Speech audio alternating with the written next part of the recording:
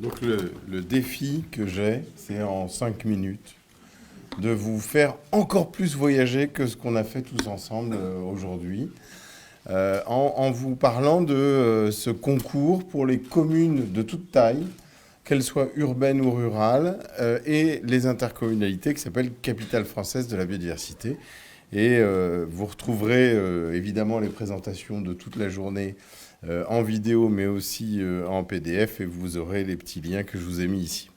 Alors, pourquoi je vous en parle ici? C'est parce que le thème de l'année 2018, chaque année, ce concours propose aux collectivités un thème.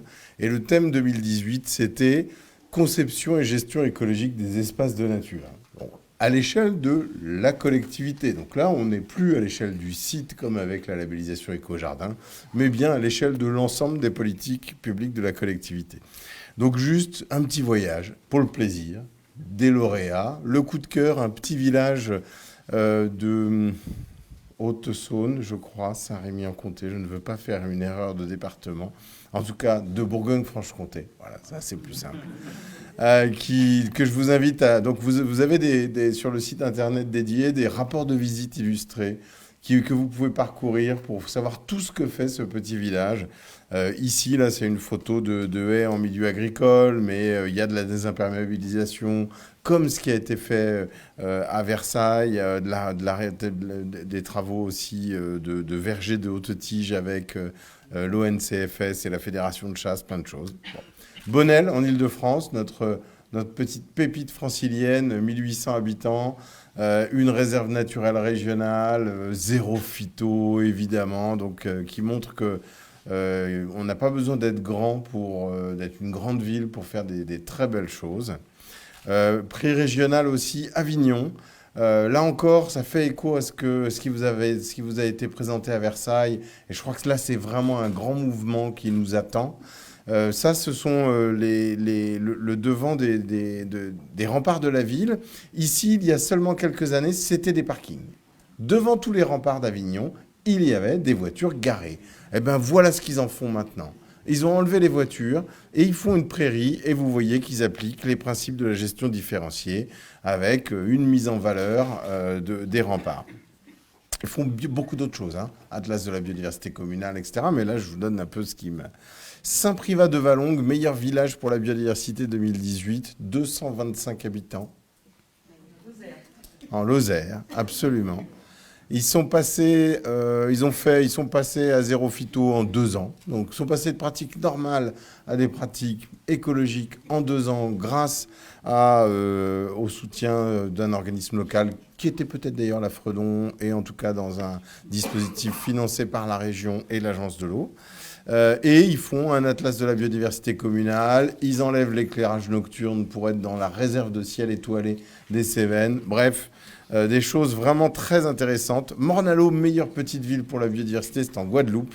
Et ici, vous voyez une plage verte. Hein, c'est pas une plage de sable, c'est une plage verte qui est du côté du grand cul-de-sac marin. Et eux, ils ont, là encore, avant, il y avait une route et on arrivait jusqu'à la plage avec les voitures.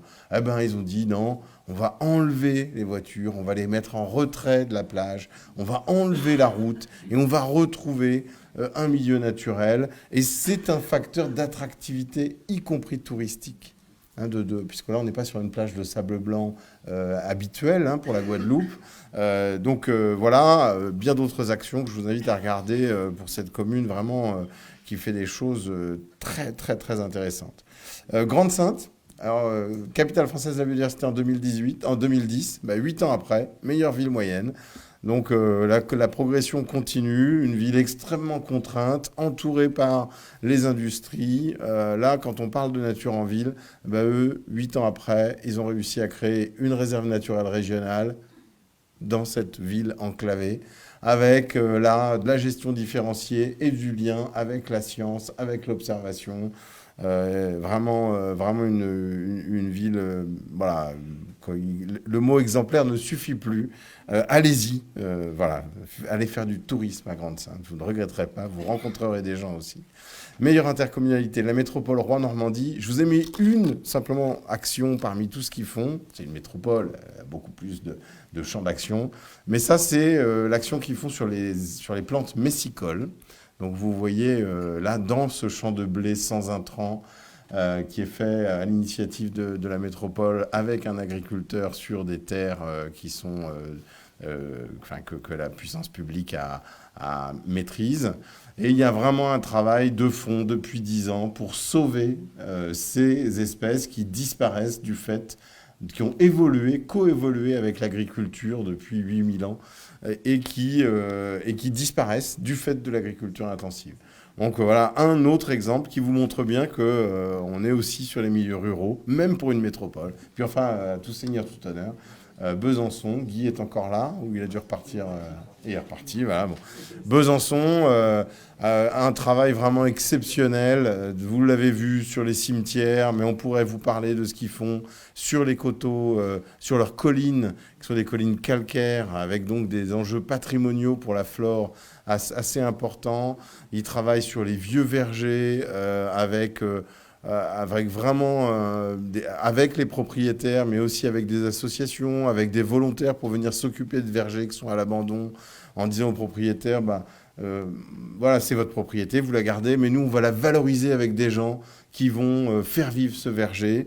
Ils travaillent sur la forêt, ils ont une gestion forestière vraiment très, très intéressante. Bref, là encore, une ville à aller visiter pour son centre-ville très minéral, très historique, patrimonial, comme pour le château de Versailles, mais aussi pour ses atouts en matière de nature. Bon, voilà un peu le tour de France.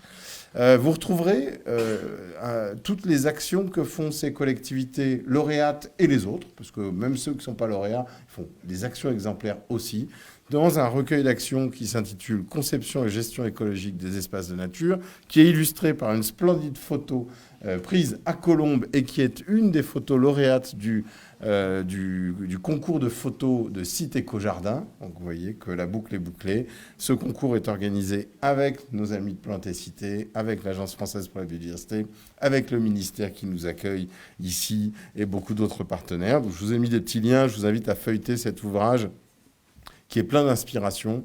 Et dans la version en ligne, il y a les contacts avec vos collègues des autres collectivités pour leur mettre un mail, leur dire est-ce que, plutôt que de tout recommencer, tu peux me donner un coup de main, me donner ton cahier des charges ou me dire sur quoi je risque de me planter.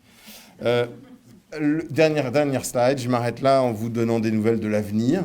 Donc l'avenir, c'est le climat. Et dans ce cadre de changement climatique, la nature, c'est une source de solutions. Et c'est le thème de notre concours 2019 qui sera lancé à la mi-février. Donc on invite les villes et leurs partenaires publics et privés, parce qu'on voit bien, là, on a très très bien vu aujourd'hui que il y a aussi des prestataires, et puis il y a aussi des entreprises qui travaillent sur les territoires où les villes mettent en œuvre des politiques, eh bien de valoriser les actions réalisées en matière de nature et de climat. On pourra parler tout autant d'eau, évidemment, et de changement climatique, de parcs qui sont aussi des lieux de gestion des eaux pluviales. On pourra parler, évidemment, d'évolution de la flore et de la forêt dans le cadre du changement climatique. On pourra parler d'îlots de fraîcheur urbain grâce au végétal. Bref, beaucoup de choses. Et j'attire votre attention sur le petit lien que j'ai mis en orange, les ateliers. On a 15 ateliers qui sont des journées techniques. Alors souvent sous un format plutôt de demi-journée en salle, demi-journée terrain, partout en France, qui sont en train de se programmer. Donc je vous invite à les regarder. Elles sont ouvertes à toutes les collectivités élues comme techniciens et à l'ensemble de leurs partenaires publics et privés, donc vous tous. Voilà. Je vous remercie beaucoup pour votre attention et je vous invite à aller à la lecture.